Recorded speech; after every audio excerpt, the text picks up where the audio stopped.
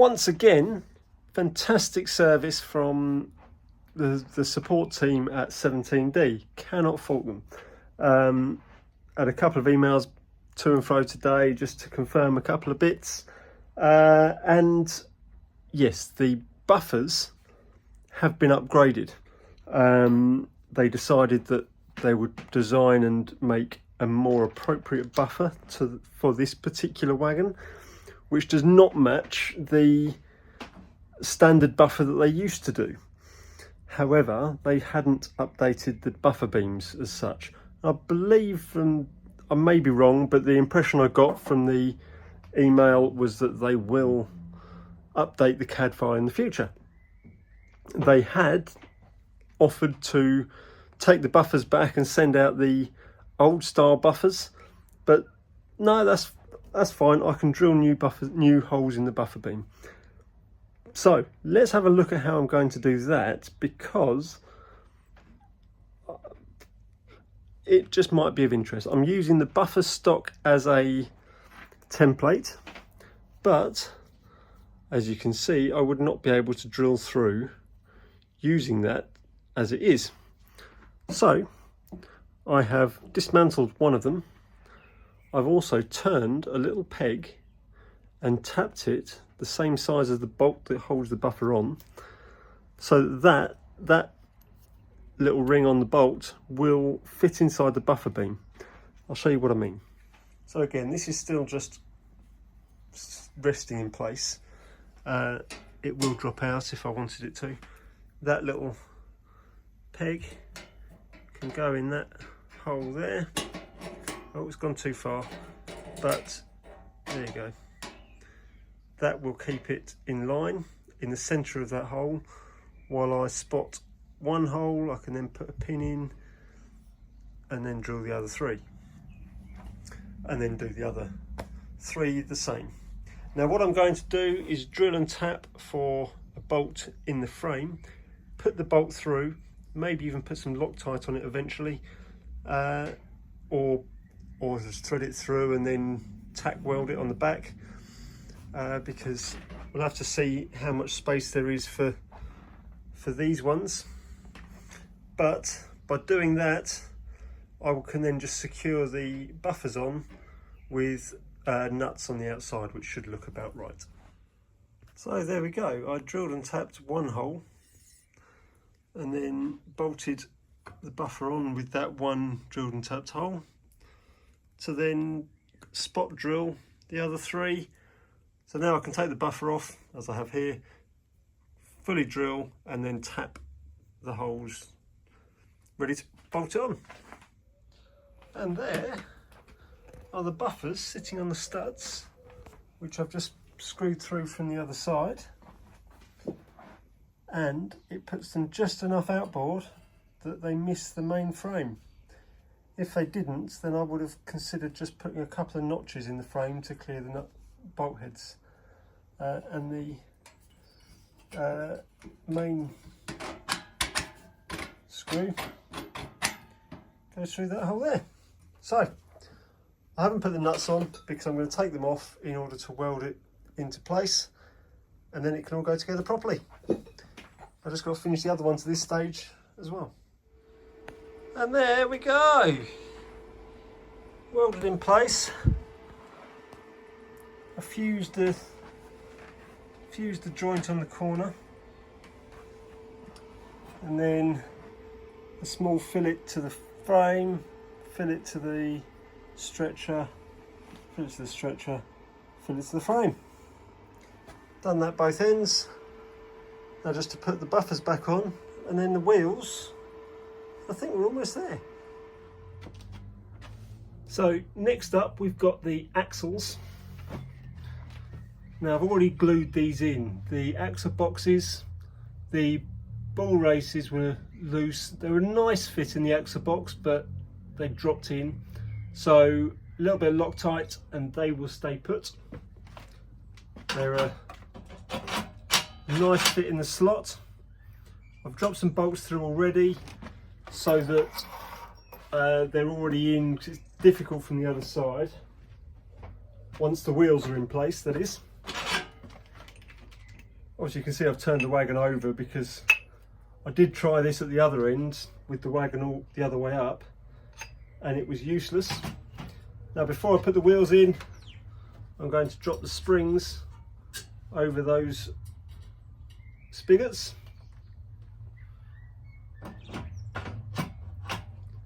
And as if by magic,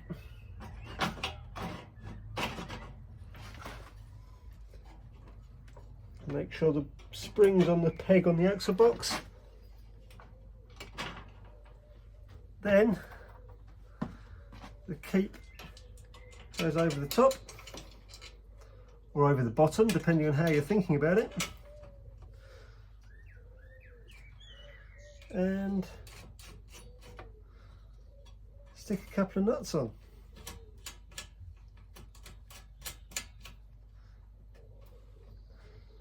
There we go. So same the other side. Then I'll tighten it all up and then we'll flip it back over and see what else to do. So there is one more thing before I flip this over. So I don't know if you can see, I'm just putting a couple of studs in. We've done one. Second one going in. One nut done up tight, then a second nut that acts as a spacer, and this is for the dummy spring. I did try it with just one nut behind to begin with, but that centerpiece was rubbing against the actual spring, coil spring. So I figured put a second nut in. The bolts I'm using are just long enough to allow it. As it happens, they're 4BA, and that's that. At some point, it might be after we get back from the weekend, there's brakes to go in somewhere, somehow. Not really thought about them or whether I want to put them in, to be honest, but that's that bit done. So now we can flip it over and all that's left, I believe, is the woodwork.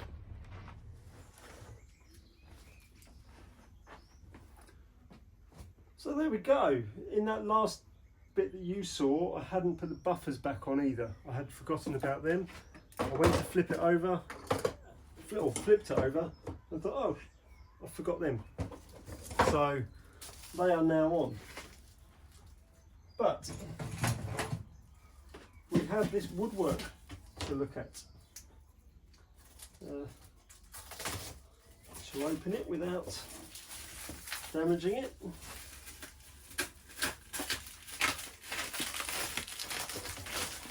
Now, many years ago I built a 5-inch gauge one of these, which is now the track cleaning wagon at our club. So you may have seen it in my videos before, and if you haven't, go back and find it. So this is nice. It's been nicely done actually. It's got cutouts in all the right places to go around the frames, assuming I haven't built up a bit of weld around them.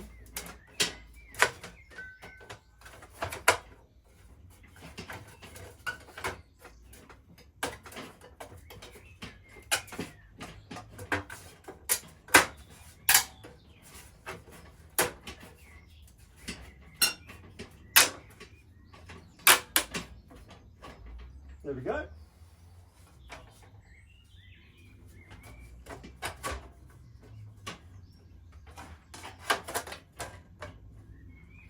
And that. And then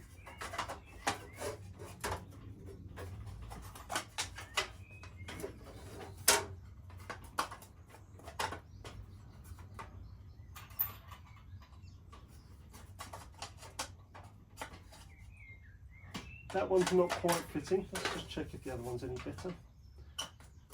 Yeah, that one doesn't quite fit. So bearing in mind the amount that's been done with the laser cutting and the welding, and it could be all over the place. So I'm going to tweak these by hand with the plane, get them to fit. It's just a little bit wants to come off the front there, and that can sit down, and that goes in the gap. But again, I think that's wants a bit of a trim down.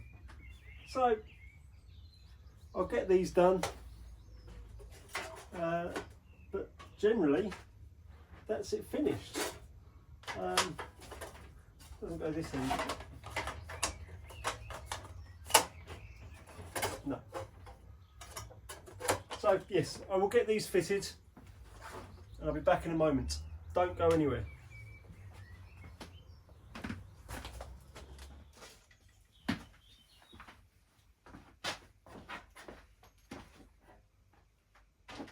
So there we go. I've made the wood fit. It's a little bit loose in a couple of places. I've gone a bit too far. What I did was I trimmed it first, and then I tried my best to leave it a little bit tight still, and then put an angle, using my plane, just put an angle chamfer on the two pieces, so the end piece, which is a little bit tighter, holds down the angle piece. This end I was a little bit more liberal with my clearances, so there's a bit more slack. I haven't quite worked out the best way to hold these down yet. I'm considering just a bit of super glue or something. The end bits are okay and the middle bit's okay. It sort of wedges in quite nicely. It's only these ones that are a bit more on the loose side. I can't decide what to hold them down. I was thinking about just some decent glue on the edge of the steel work to stick it down with. It's quite soft on the springs. As a wagon, it'll be fine. What I've been hoping for is that when I go to places, if I don't get passenger stock, because that's happened to me a couple of times where I've not had coaches to pull around and I wanted to take the family around with me. Well, a few years ago, or many years ago now, back at my old job, so over 15 years ago, I made this box as a box to go on one of my driving trolleys for 5-inch. It was a bit neat to the ends. I could have done with it being a couple of inches shorter, but as it happens, that is actually a nice length to span the gap. A couple of kids could sit on there. I've had a couple of adults sitting on this on ground level on 5-inch, but with a couple of adults it didn't have the gap underneath. But one child, one adult sitting on there should be fine. For the time being, they could put their feet on there. I might look at something to hang down in the future. But yeah, whether I make some packing pieces front and back to stop it sliding forwards and backwards or side to side, that's a possibility. But we'll see how I get on. It might need some stronger springing for that to work better. But yeah, I suppose my summary, the kit went together really well. Other than the couple of issues with the bolt holes, I'm happy. I haven't worked out the brakes yet. It's only dummy brakes. 2 of them and 2 of them. I've got a feeling I only need 1 of these, because there was only 2 of these in the kit. I've got a feeling that goes like that and that, and they go up into one of the frames, probably that way round at this end. up into one of the stretchers. But like I say, it only came with 2 brake hangers, so I don't know why it's got 2 of the brake stretchers. Maybe because that was just on the fretwork with other bits. But yes, unless I've done something completely wrong, that should go around the track now. I've already loaded my engine into the van to go up to Hemsby. So the next time you see me, this should be sitting behind my engine at the track at Hemsby. So yes, what can I say about the kit? Very good kit. I would happily build another one. I haven't got space to store another one, so I won't be building another one. But if anyone's got anything they'd like for me to demonstrate, if anyone makes kits and wants me to make one, just let me know. I'm quite happy to take a free sample or a very heavily discounted sample, or even just put it together for you on camera and send it back to you. But this will get painted after the weekend because I'm off, we're off to Hemsby. Oh, I'm a bit astray with the welder there. Off to Hemsby, been trying to get it ready for then, so it will get painted when I get back. But thanks for watching. I hope you've enjoyed it, and I hope this works for me in the way that I'm hoping for. So, like I say, I will sign off now, but that won't be the last you see of me, because I will show it to you on the track at Hemsby before I finish. I think I've done enough filming that this is going to end up being cropped into 2 halves, so I'll upload one half before I go to Hemsby and the other half on Saturday, hopefully, once it's already on the track and it's been seen running. So, enough of me rambling. Thanks for watching. Let's go and see me in Hemsby. So, there is my wagon sitting on the shelf at Hemsby. It is finished, but it's not painted, and as such, I'll try not to hit this while I'm walking through, and as such I have not wanted to take it out in the rain because I don't really want it to get rusty before I do go to paint it, which sort of means I haven't had it on the track yet. We're a couple of days in, it's been wet each day. So I'm actually going to cut myself short there. I was waffling, I was not really making that much sense. And I was talking about how I didn't run the wagon during the week. But that was earlier on in the week. It had rained pretty much every day while we were away. The last day, it cleared up. It rained in the morning, it cleared up, and I did put it into a train. So let's take a look at it.